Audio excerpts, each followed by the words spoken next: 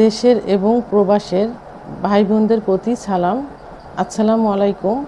আমি প্রভাষক doctor Rikta Parvin, chamber সেবা হোমিও কমপ্লেক্স অ্যান্ড সেবা ডিজিটাল ল্যাব, উপজেলা মডেল মসজিদের পূর্ব পাশে, শিমুলিয়া, মাগুরা।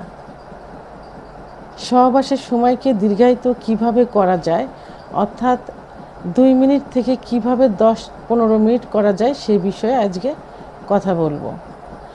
সহবাসের সময়কে দীর্ঘায়িত করার জন্য স্বামী স্ত্রী দুজনকেই ধৈর্যশীল এবং সহনশীল হতে হয়। মাথা ঠান্ডা রেখে যৌন কার্য পরিচালনা করতে হয়। মনে রাখবেন যে আপনি যুদ্ধক্ষেত্রে যুদ্ধ করতে যাচ্ছেন না, জয়লাভ করতে যাচ্ছেন না। আপনি যাচ্ছেন আপনার পার্টনার অথবা স্ত্রীকে সুখ দিতে এবং নিজে সুখ নিতে। যখন সহবাস শুরু করতে যাবেন তার পূর্বে দুজনকে পর্যাপ্ত পরিমাণ ফোরপ্লে করবেন।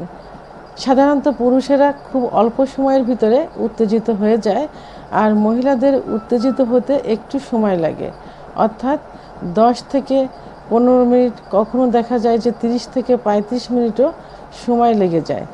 এই জন্য দুজনকে পর্যাপ্ত পরিমাণে ফোরপ্লে করবেন। যখন দেখবেন যে চরম উত্তেজিত হয়ে গেছেন, ঠিক সেই মুহূর্তে যৌন কার্য শুরু করবেন। আচ্ছা, যৌন কার্য শুরু করার পর যখন আপনার প্রাইভেট অঙ্গ স্ত্রীর যোনির মধ্যে প্রবেশ করবেন এবং 5 থেকে 6 বার সঞ্চালন করার পর যখন বুঝতে পারবেন যে আপনার বীর্যপাত হয়ে যাচ্ছে, ঠিক সেই মুহূর্তে আপনি আপনার প্রাইভেট অঙ্গ সরিয়ে আনবেন যোনিপথ থেকে। স্ত্রী যেন সেটা বুঝতে না পারে। তবে স্ত্রীকে উত্তেজিত অবস্থা থেকে সরিয়ে আনা যাবে না। তাকে পর্যাপ্ত পরিমাণে ফোরপ্লে করবেন। যেখানে ফোরপ্লে করলে সে উত্তেজিত অবস্থায় থাকে, ঠিক সেখানেই ফোরপ্লে করবেন এবং কথা বলবেন, গল্প করবেন। এর মধ্যে দেখবেন যে আপনার প্রাইভেট অঙ্গ নিস্তেজ হয়ে গেছে। তো আবার যখন নিস্তেজ অবস্থা থেকে আবার শুরু করার ডিসিশন নেবেন, তখন মন মানসিকতা সেইভাবে তৈরি করবেন।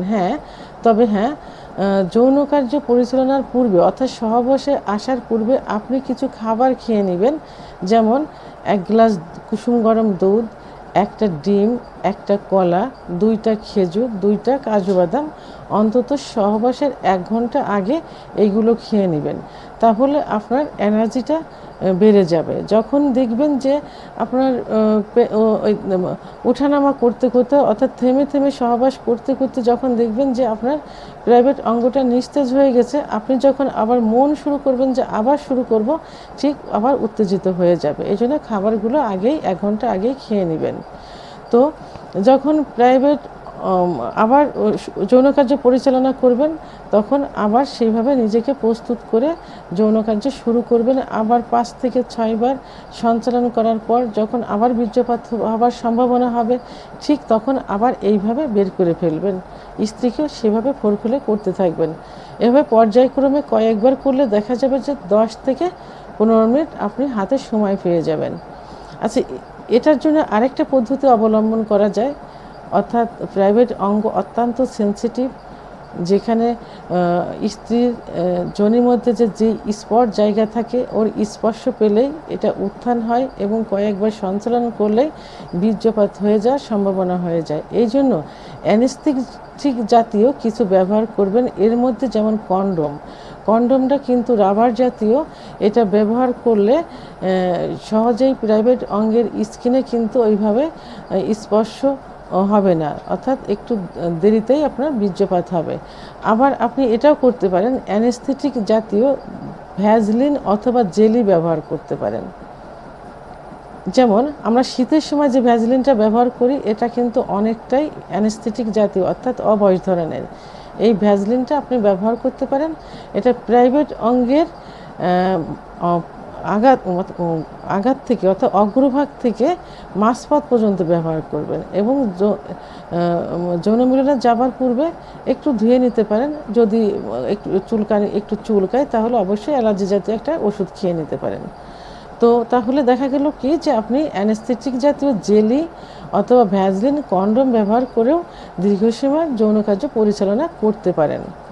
তো আমরা যে পদ্ধতিটা পূর্বে বললাম যে থেমে সহবাস করতে হবে, এইটা আপনি 4 থেকে 5 মাস প্র্যাকটিসটা করলে একটা সময় অভ্যাসে পরিণত হয়ে যাবে। তখন এই থেমে থেমে সহবাস আর করা লাগবে না, এমনিতে আপনার সময়টা বেড়ে যাবে। তো বন্ধুরা, আমার ভিডিওটি সম্পর্কে যদি কোনো মতামত থেকে থাকে তাহলে অবশ্যই কমেন্টসের মাধ্যমে জানাবেন। আর ভিডিওটি ভালো লাগলে লাইক, কমেন্ট, সাবস্ক্রাইব করে আমার সঙ্গে থাকুন। আল্লাহ হাফেজ।